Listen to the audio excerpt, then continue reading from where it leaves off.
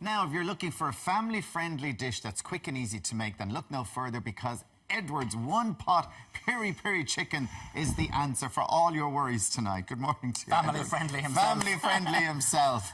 Yeah, this is a really nice dish, Alan. And again, I suppose I constantly tell you about kind of these quick dishes that people like to do at home, and hopefully they'll all keep recreating them at home. So what I'm going to do this morning is I'm going to do chicken. And chicken is a very versatile product, and I suppose people try and have chicken a couple of times a week at home. I know we would always have chicken a couple of times a week at home. But it's just sometimes to think, what are you going to do with it to kind of jazz it up a little bit? Because sometimes it needs a little bit. I was saying I had a stir-fry last night. So simple and done. Beef you had. Yeah, I did beef stir-fry. It was lovely. Which is nice. But I love a chicken stir-fry. I tell you, I'm after making a chef out of you. I'm taking full credit for you. I'm slowly turning into the chef. Absolutely, full credit I'm taking. I've just got some chicken breast, which I've just diced into strips or goujons or little mini fillets, Alan, if you like. Then I'm going to take a kind of a spice mixture. Now, the one I use is kind of this one. It's the peri-peri with the Knorr, which is quite nice, and there's a whole variety of flavourings. So I'm just going to pop in a little bit of that there, okay? Then I'm going to add some of that, and of course, peri-peri, people like that kind of spice and like that spice effect. Now, I'd love to put this on the barbecue. It's very handy as well, just as a kind of a quick and simple marinade, and even just to put it on the barbecue. Have you adjusted down the barbecue yet, Alan? No, have you it's out in the garden. Yeah, all right, well, ours is well scrubbed down now and ready for use.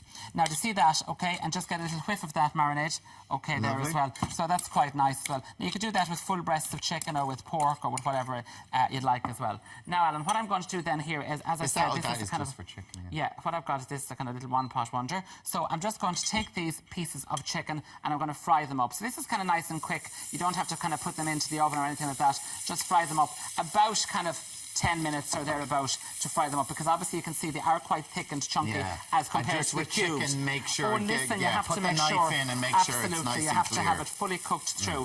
So once that's done, then once that's up and going, then what I'm going to do, Alan, is I'm going to add in some diced chorizo or sliced chorizo into that, and I always choose one that I kind of slice myself. Now, these are cooked already, aren't they? So you don't need to. So these are. Don't worry about this. You're just heating them. You're just heating that through. So what you can see, Alan, here is I've got this, which I've just started rendering that down nicely there. Doesn't that look lovely? And see all of those residual cooking juices as well. So I'm just going to increase the heat on that there as well. So I've got the chorizo and I've got the diced or chunks of chicken in there as well. Now, if you wanted, you could kind of have the chicken diced a little bit smaller, but I just kind of think it's nice like so. I'm going to put a little bit of salt and pepper in on that, because as I said to you, Alan, I always kind of season everything. You're adding kidney beans and that could be enough. That could be enough, just served with rice. Full enough. Or do you know what I would love to do with that now is just pile that into some wraps with some salad leaves, something like that. That's kind of the type of thing that I like.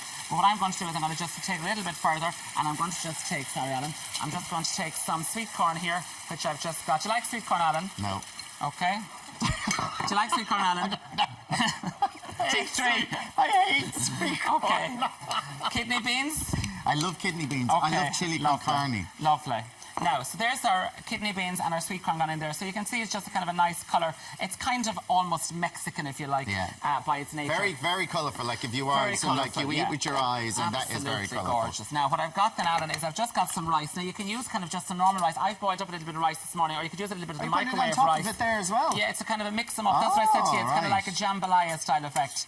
Okay, so I'm going to pile that in there as well, and just mix all of that together, just like so. Okay, so you see what I mean? You know, jambalaya is kind of like a kind of lovely risotto style effect. So I'm just going to mix that up. And as I said, Alan, this is a dish, just bring it out to the middle of the table and let people kind of serve themselves, or let people help themselves. Make sure everything is warmed through. But you can see you're using all of those residual cooking juices as your kind of cooking sauce. So you just put the rice in very last second, because you've cooked the rice. You've cooked the rice, okay. You could cook the rice. And of course, if you wanted to use like a brown rice, you could do that as well, Alan, also. But it's really nice and quick and simple, and I suppose that's what people are looking for, particularly in kind of the better weather. Big plate over here. I have a nice big plate. A big platter in the middle of the table. Yeah, let everybody. and I'm just going to kind of communally put all that in there, Alan.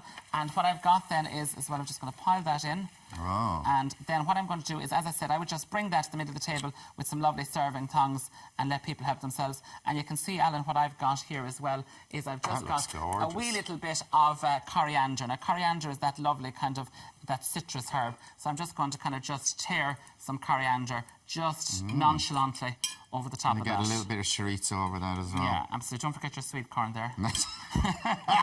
I'm One piece or two. I'm you're pushing scraping, the sweet corn away. You're a scraper, Alan, are you? isn't it gorgeous? Wow. Lovely flavour, lovely spice flavour of the chicken, so it really jazzes up the chicken chorizo's nicely. lovely with it as well. Of course, yeah, because it's reminiscent of the Mediterranean, and of course the chorizo has that lovely paprika and cayenne, which will just come out of that there as well.